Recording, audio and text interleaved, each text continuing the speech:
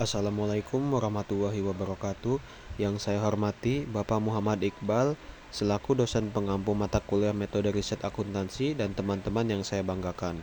Pada hari ini, saya Ananda Nur Melandi Firdaus dengan NIM 2108205028 akan mempresentasikan proposal saya dengan judul Pengaruh Profitabilitas dan Corporate Social Responsibility terhadap nilai perusahaan yang terdaftar di BEI. Studi kasus perusahaan manufaktur sektor tembakau yang terdaftar di BEI pada periode 2018 sampai 2023. Baiklah, penelitian ini dilatar belakangi oleh Bursa Efek Indonesia kompak mencatat kenaikan kinerja keuangan pada semester 1 2023. Peningkatan ini didorong oleh kenaikan penjualan. Fenomena ini menandakan bahwa tingkat konsumsi rokok terus meningkat meskipun pemerintah telah menaikkan cukai rokok rata-rata 10% mulai Januari 2023 yang berdampak pada kenaikan harga rokok. Kinerja keuangan 5 perusahaan manufaktur rokok yang terdaftar di Bursa Efek Indonesia pada semester 1 2023 cukup positif meskipun peraturan terkait rokok dari tahun ke tahun semakin diperketat.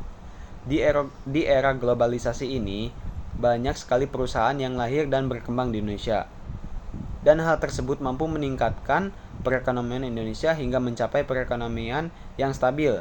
Perusahaan manufaktur, perusahaan jasa, dan perdagangan saling bersaing untuk dapat bertahan dan menjadi yang terbaik.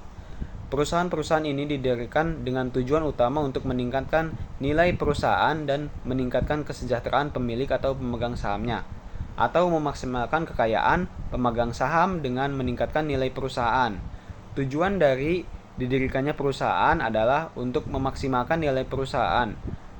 Memaksimalkan nilai perusahaan sangat penting bagi perusahaan karena memaksimalkan nilai perusahaan berarti juga memaksimalkan tujuan utama perusahaan. Untuk identifikasi masalah dari penelitian ini, dikutip dari liputan6.com, terdapat 2 emiten rokok yang telah menyampaikan kinerja keuangan sepanjang 2020. Dari laporan yang disampaikan, terdapat penurunan dari sisi pendapatan dan laba. Sementara itu, tahun 2023, Bursa Efek Indonesia kompak mencatat kenaikan kinerja keuangan sepanjang semester 1 2023. Kemungkinan besar akan mempengaruhi nilai perusahaan. Dan yang kedua, faktor yang memotivasi perusahaan untuk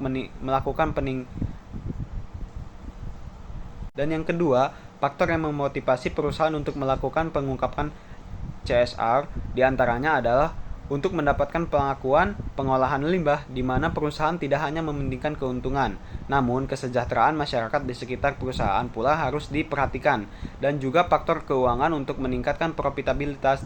Tetapi terpenuhinya corporate social responsibility apakah dapat mempengaruhi terhadap nilai perusahaan atau tidak? Untuk rumusan masalah dalam penelitian ini, yang pertama yaitu apakah terdapat pengaruh secara parsial profitabilitas terhadap nilai perusahaan yang terdaftar di Bursa Efek Indonesia. Dan rumusan masalah yang kedua, apakah terdapat pengaruh secara parsial corporate social responsibility terhadap nilai perusahaan yang terdaftar di Bursa Efek Indonesia. Dan masalah yang ketiga, apakah terdapat pengaruh secara simultan antara profitabilitas dan corporate social responsibility terhadap nilai perusahaan yang terdaftar di Bursa Efek Indonesia.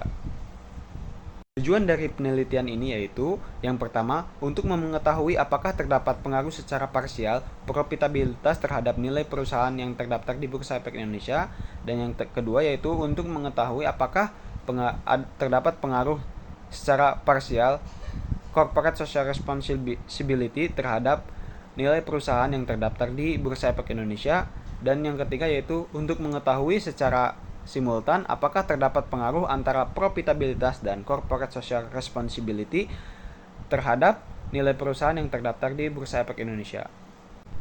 Untuk kerangka penelitian ini bisa dilihat di PowerPoint di atas, yaitu variabel profitabilitas atau X1 dapat diambil kesimpulan bahwa profitabilitas tidak memiliki dampak pada nilai perusahaan. Ini didukung dengan penelitian Teddy Kristiadi dan Eti Herijawati 2023. Dan yang kedua yaitu variabel corporate social responsibility atau X2 berpengaruh positif signifikan terhadap nilai perusahaan. Ini didukung dengan penelitian Nihluh Laksmi Rahmantari tahun 2021. Dan yang terakhir yaitu variabel profitabilitas dan corporate social responsibility berpengaruh secara simultan terhadap nilai perusahaan. Baik, selanjutnya kita lanjut ke metode penelitian. Dalam penelitian ini, jenis penelitian yang diambil atau yang digunakan dalam penelitian ini adalah penelitian kuantitatif. Metode penelitian kuantitatif dapat diartikan sebagai metode penelitian yang berlandaskan pada filsafat positivisme, digunakan untuk meneliti pada populasi atau sampel tertentu.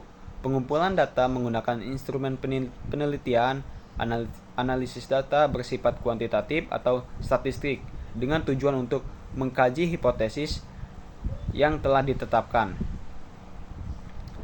Dan yang kedua yaitu sumber data. Data ini menggunakan sumber data sekunder yang terpilih menjadi sampel penelitian, yaitu laporan keuangan perusahaan manufaktur sektor tembakau yang terdaftar di Bursa Efek Indonesia tahun 2018 hingga 2023. Dan yang ketiga, teknik pengumpulan data. Dalam penelitian ini menggunakan teknik pengumpulan data yaitu studi pustaka dan dokumentasi. Dalam proses studi pustaka, seorang peneliti akan menghimpun berbagai data yang relevan dan sesuai dengan topik penelitian. Dan selanjutnya yaitu populasi dan sampel. Populasi yang digunakan dalam penelitian ini adalah perusahaan manufaktur subsektor tembakau yang terdaftar di Bursa Efek Indonesia sebanyak 5 perusahaan, yaitu PT Gudang Garam Tbk, PT HM Sampurna, PT Indonesian Tobacco, PT Bentul Indonesian Investama, dan PT Wismilak Inti Makmur.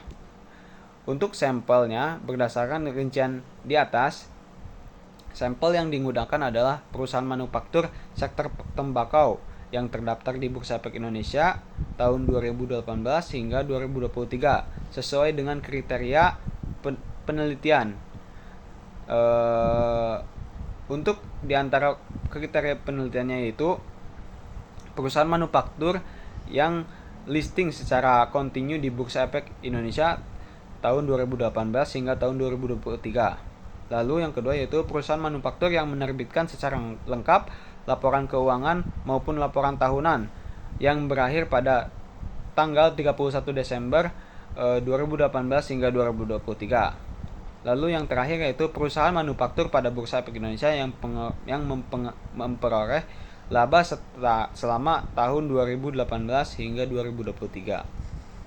Untuk yang selanjutnya yaitu operasional variabel. Dalam penelitian ini, variabel yang digunakan ada dua, yaitu variabel independen dan variabel dependen. Variabel independen terdiri dari profitabilitas dan corporate social responsibility. Yang pertama yaitu profitabilitas. Rasio untuk mengukur profitabilitas yang dipakai peneliti ialah rasio return on asset atau ROA. ROA adalah perbandingan antara laba bersih setelah pajak dengan aktiva untuk mengukur tingkat pengembalian investasi total. Dan yang kedua yaitu corporate social responsibility, yaitu suatu konsep pertanggungjawaban perusahaan berkomitmen untuk berkontribusi dalam pengembangan ekonomi berkelanjutan melihat pada keseimbangan terhadap aspek sosial, ekonomis, dan lingkungan. CSR mencakup tanggung jawab organisasi, terutama perusahaan di luar tanggung jawab keuangan kepada pemilik modal, terutama pemegang saham. Perusahaan memiliki tanggung jawab yang lebih luas daripada hanya mendapatkan uang untuk memegang saham.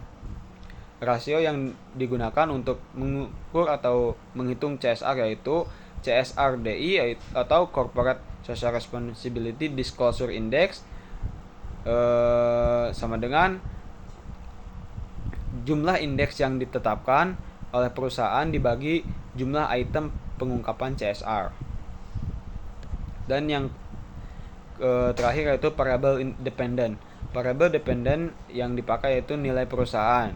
Nilai perusahaan adalah kondisi yang dimana bisnis sebagai gambaran dari kepercayaan masyarakat sebagai konsumen terhadap kinerja dari produk perusahaan, sehingga dapat dikatakan value perusahaan menjadi penilaian investor dalam melihat tingkat keberhasilan manajemen dan pengelolaan sumber daya serta hubungannya dengan harga saham perusahaan itu sendiri. Rasio untuk menghitung nilai perusahaan yaitu PBV sama dengan harga saham dibagi nilai buku saham. Dan yang terakhir yaitu teknik analisis data. Teknik analisis data dalam penelitian ini menggunakan uji asumsi klasik, diantaranya yaitu uji normalitas, uji multikolinearitas, uji linearitas, dan uji autokolerasi. Sekian presentasi proposal dari saya, kurang lebihnya mohon maaf. Wabillahi taufiq wal hidayah. Wassalamualaikum warahmatullahi wabarakatuh.